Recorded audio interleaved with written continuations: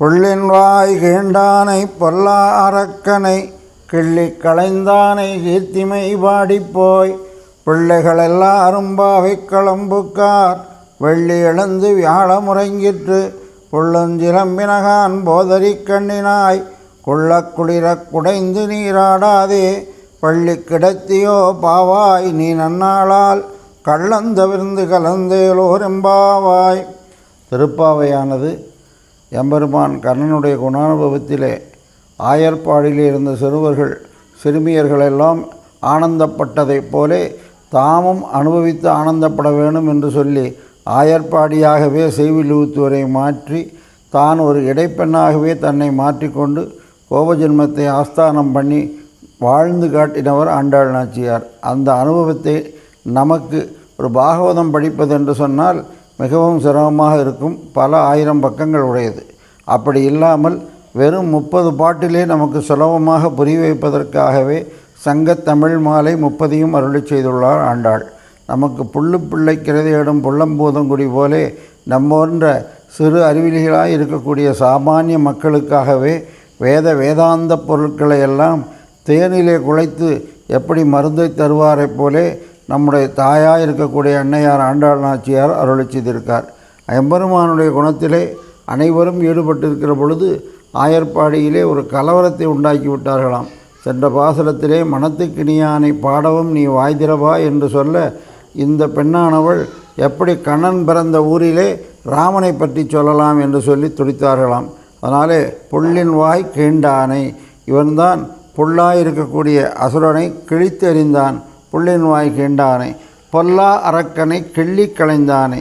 ராமன் எப்பேற்பட்டவன் என்றால் ஒரு களையில் இருக்கக்கூடிய ஒரு பூச்சியானது ஒரு இலையிலே இருந்தால் அதை கிள்ளி எப்படி எறிவார்களோ அதே மாதிரி ராவணனை அழிக்கின்ற பொழுது தன்னிடத்தில் நெஞ்சிலே இருக்கக்கூடிய ஒரு சிறு சந்தனம் இது கூட அழியாமல் செய்யக்கூடிய அளவுக்கு வல்லமை உடையவனாகினாலே கிள்ளி களைந்தானை கீர்த்திமை பாடிப்போய் பிள்ளைகள் எல்லாரும் பாவை களம்புக்கார். அவனுடைய குணத்தை பாடுவோம். ராமன் வேறல்ல, கண்ணன் வேற இல்லை, அவனே தான் இங்கு ராமனே இப்பொழுது கண்ணனாக வந்திருக்கின்றான் என்று அனுபவிக்கின்றார்கள். கிள்ளி களைந்தானை கீர்த்திமை பாடிப்போய் பிள்ளைகள் எல்லாரும் பாவை களம்புக்கார். பாவை நோன்பதற்கு உருவதற்காக ஏற்படுத்தப்பட்ட ஒரு இடத்தை அனைவரும் குறித்து சென்று கொண்டிருக்கின்றார்கள். நீ என்ன செய்கிறாய் என்றால் போதரி கண்ணினா என்று கண்ணழகை கண்டு இப்பேற்பட்ட கண் அழகை உடையவனை தேடி கண்ணன் வரட்டும் என்று நீ வந்து உறங்கிக் கொண்டிருக்கின்றாயே. புள்ளும் சிலம்பினகான் போதரி கண்ணினாய் குள்ள குளிர குடைந்து நீராடாதே. எம்பெருமானுடைய குணானுபவமாக இருக்கக்கூடியது அங்கு நீ குணந்து நீ தனித்து ஆடுகிறாயே. அப்படி இல்லாமல் பள்ளி கிடத்தியோ பாவாய் நீ நன்னாளால். இந்த சிறுமியர்களோடு கூடி ஆனந்தமாக எம்பெருமானுடைய குணானுபவத்தை பாடி பறைகொண்டுவதற்க நீ தனித்து உறங்கி கிடக்கின்றாயே. பள்ளி கிடத்தியோ பாவாய் நீ நன்னாளால். இது பொருத்தமா இல்லையா? கள்ளம் தவிர்ந்து கலந்தேலோர் எம்பாவாய். உயர்ந்த வஸ்துவை தனித்து உண்ணக்கூடாது, அது கள்ளத்தனத்துக்கு சமமாக இருக்குமாம். அப்படி இல்லாமல் நீ அதை தவிர்த்து எங்கள் கோஷ்டியிலே வந்து கலந்து எம்பெருமான் கண்ணனை அனுபவிக்க வேண்டும் என்று இந்த பாசுரத்திலே அன்போடு அழைக்கின்றார்கள். பள்ளி கிடத்தியோ பாவாய் நீ நன்னாளால். அது வெடிவுக்கு அடையாளம் கேட்க வெள்ளி எழுந்து வியாழம் முறங்கிற்று என்று சொல்லி ஒரு அற்புதமான அதாவது அவர்களுக்கு புரிவதற்காக அந்த நேரத்தை சொன்னார்களாம். வெள்ளியானது எழுந்தது, வியாழன் என்று சொல்லக்கூடிய அந்த கிரகமானது அதிகாலையில் அது உறங்கிற்று என்று சொல்லி வெள்ளி எழுந்து வியாழம் உறங்கிற்று. புல்லும் சிலம்பின பறவைகளெல்லாம் தன்னுடைய கூட்டை விட்டு மீண்டும் இங்கு பறக்க ஆரம்பித்து விட்டன என்று அருளி செய்கிறார். ஆகினாலே இந்த பாசுரத்திலே நல்ல உயர்ந்த ஞானக்களாது அதாவது எப்பேற்பட்டவள் என்று சொன்னால் போதரி கண்ணினாய் என்று கண்ணழகை உடைய ஒருத்தியை எழுப்புவதாக அமைந்திருக்கக்கூடிய பாசுரம். இந்த பாசுரமானது ஆண்டாள் நாச்சியார் தனக்கு முந்தினதாய் இருக்கக்கூடிய 7 ஆழ்வார்களை உணர்த்துவது போல அமைந்திருந்தது. இதற்கு பின்பு 3 ஆழ்வார்கள், தொண்டரடிப்புடியாழ்வார், திருப்பானாழ்வார், திருமங்கை ஆழ்வார், இந்த 3 ஆழ்வார்களுடைய நிஷ்டை உடைய பெண்ணை எழுப்புவதாக அமைந்திருக்கக்கூடியது இந்த 3 பாசுரம். தொண்டரடிப்புடியாழ்வார் உறையூரிலே அற்புதமான ஒரு நந்தவனத்தை அமைத்து எம்பெருமான் ரங்கநாதனுக்காகவே கைங்கரியங்களை செய்து வந்த பொழுது அங்கு ஒரு கண்ணழகுடையவளாக இருக்கக்கூடிய அந்த ஒரு பெண்ணானவள் தாசி. அவள் வந்தாள். அவளுடைய கண்ணழகிலே ஈடுபட்டு தான் தன்னுடைய கைங்கரியத்தெல்லாம் இழந்து அவளுடைய வீட்டு திண்ணையிலே போய் படுக்கிற அளவுக்கு வந்தாராம். அப்படி இருக்க எம்பெருமான் இவர்களை சேர்த்து வைப்பது, எம்பெருமானுடைய அடியார்களுக்கு துன்பத்தை தருவது அவரை உயர்த்துவதற்காக என்பது போலே தானே இந்த தேவதேவி என்று சொல்லக்கூடிய அந்த பெண்ணை அவரிடத்திலே அனுப்பி வைத்திருந்தாராம். தான் அதற்கு பின்னாடி தன்னுடைய தங்க வட்டில் ஒரு வட்டிலை பெருமாளிடத்தில் தானே எடுத்து கொண்டு சென்று அந்த தேவதேவி வீட்டிலே கொடுத்து விட்டு வந்து விட்டார்.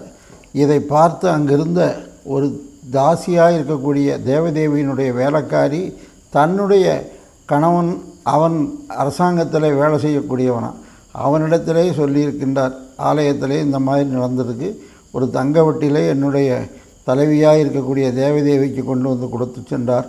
அவர் பார்க்கின்ற பொழுது அவர் தொண்டரடிப்படி ஆழ்வார் என்று சொல்லக்கூடிய இந்த விப்ரநாராயணனாகவே தோன்றியது என்று சொல்ல, அதை கேள்விப்பட்ட உடனே ராஜாவுக்கு தகவல் சென்றது.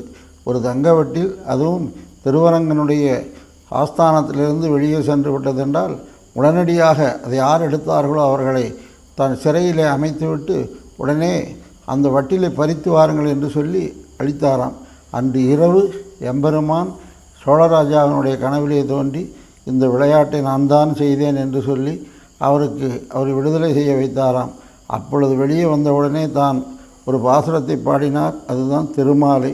திருமாலையும் திருப்பள்ளி எழுச்சியும் இவரால் அருளி செய்யப்பட்டது.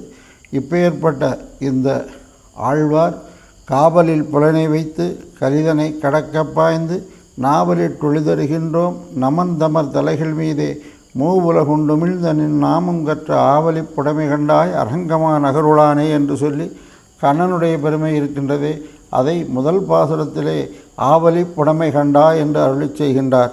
அப்பேற்பட்ட தொண்டரடிப்பிடி ஆழ்வார் போன்றிருப்பவள் போதறி கண்ணினாய். இது எந்த நேரங்களிலும் புஷ்பங்களையே எடுத்து எடுத்து கட்டி அதை எம்பெருமானுக்கு சாற்றியராகினாலே நந்தவனத்திலே போதறி கண்ணினாய் இருந்தார். தொடையத்த துளவமும் கூடையும் பொலிந்து தோன்றியதோள் தொண்டரடிப்பொடி என்று சொல்லி எந்த நேரத்திலும் கூடையும் கையும்தான் அவருக்கு அடையாளமாக.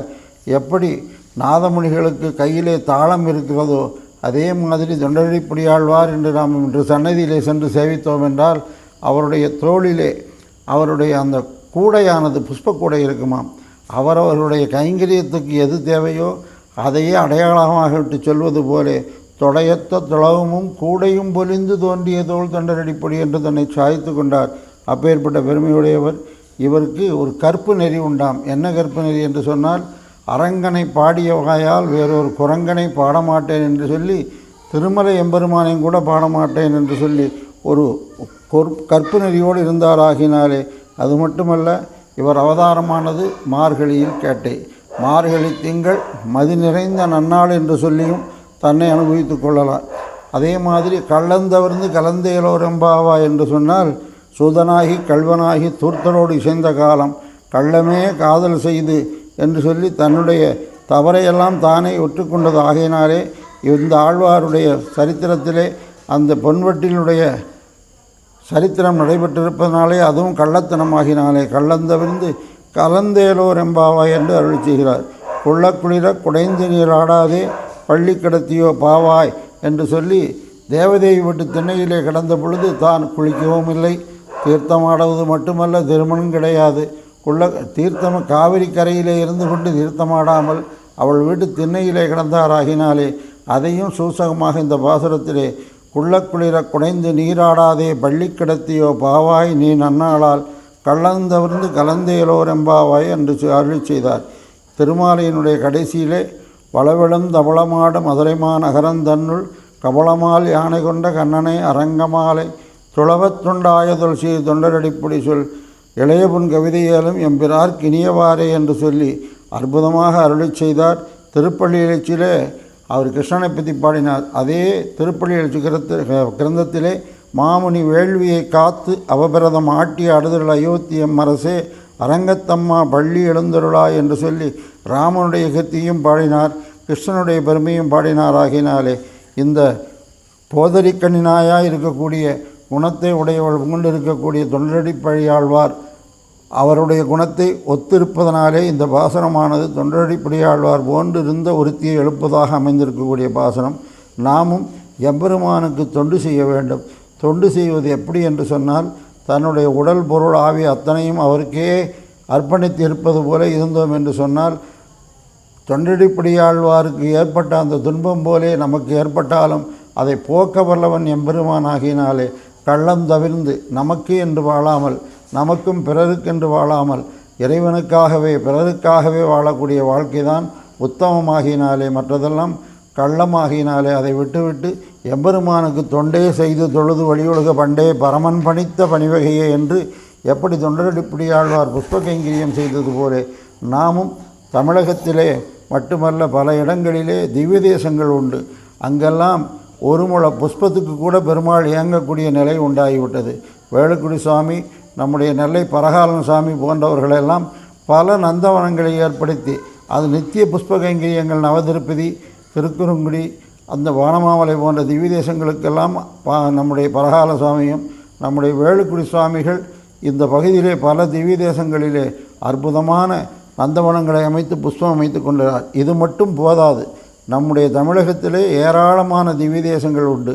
எல்லா திவ்ய தேசங்களிலும் மதுரையிலே அந்த கூடல் அழகருக்கு அற்புதமாக நம்மாழ்வார் என்ற ஒரு அன்பர், நம்மாழ்வார் ராமானுஜதாசர், அவரும் இதே கைங்கரியத்தை புஷ்ப கைங்கரியமாக செய்து ஒரு குழாத்தையே ஏற்படுத்தி நித்திய கைங்கரியம் செய்து வருகிறார்.